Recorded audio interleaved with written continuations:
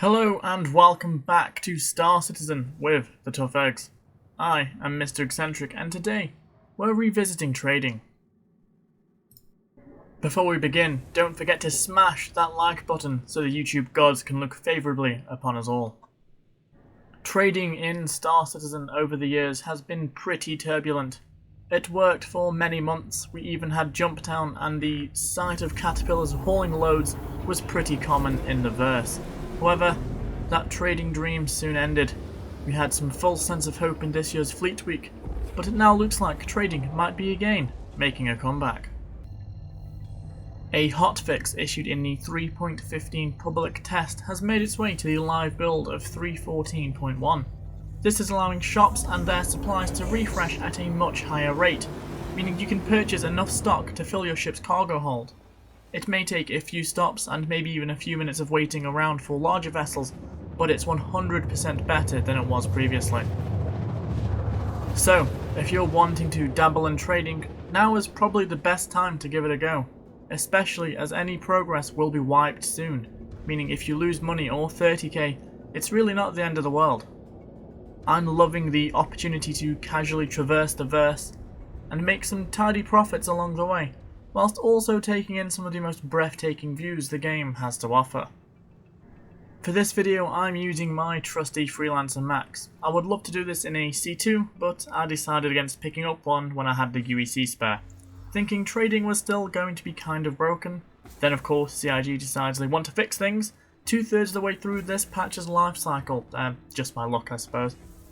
So the Freelancer carries 120 SCU of cargo. Using good old SC trade tools, I'm going to hunt down locations stocking Laranite.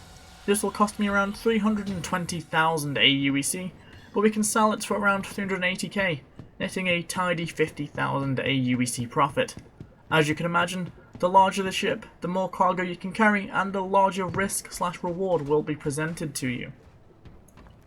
For example, if I was running a C2 with its whopping 696 SCU of cargo space, it would cost around 1.7 million aUEC to fill the hold, and when sold I could probably make 2.15 mil. So you'll be making a tasty 418,000 credits in profit.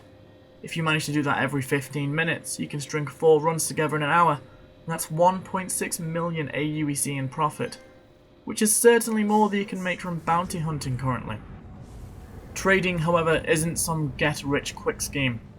There are inherent risks, including 30ks, piracy, and general in-game breaking bugs. But it's relaxing, as I mentioned previously, and a wipe is fast approaching, so give it a try and see if you enjoy it. Now obviously I wasn't able to fully fill my cargo hold at the first destination, so I'm travelling to the other end of Ariel just to refill my cargo hold, make sure it's maxed out. Now, as always being me, I do have some helpful tips to mitigate risks. Firstly, just like investing in real life, only risk what you are comfortable with or you can afford to lose. This will be vastly more important in the opening stages of patch 3.15, as we're all starting with nothing. Secondly, always button up your ship. Don't leave a door open, it's really asking for trouble, especially if your vessel is full of cargo you've just purchased. When Jump Town opens back up, you'll be wanting to be even more careful, so take note and maybe even bring a friend along just for some added protection. For tip number 3, always plan your route ahead of time. You can use SC trade tools to locate areas in the verse selling the items you wish to obtain, which really helps make your runs as efficient as possible. Once you've landed at your first location, select your return destination as it saves time and allows you to leave the area as soon as possible.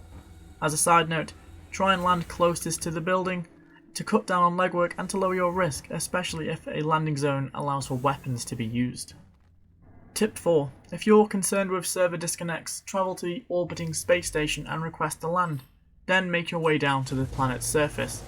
This can sometimes save your ship if the game crashes whilst on final approach to the trade center or central business district. Lastly, tip number 5. Equip the fastest quantum drive you can afford. Trading requires a lot of travel, so it makes sense to fit the best QT drive you can.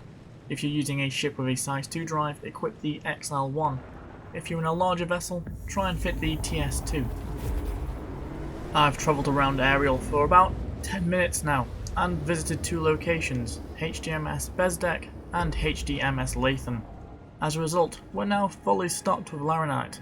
The max is filled to the brim with precious cargo, and now it's time to sell it all to make our money. As I'm in Hurston, I'll head to Lawville. Of course, depending on your area, you can travel to Area 18 on ArtCorp, New Babbage on Microtech, or even Orison in Crusader. Once you've safely arrived at your city destination, contact ATC as soon as possible and attempt to land, ensuring you approach as carefully as possible. Another happy landing.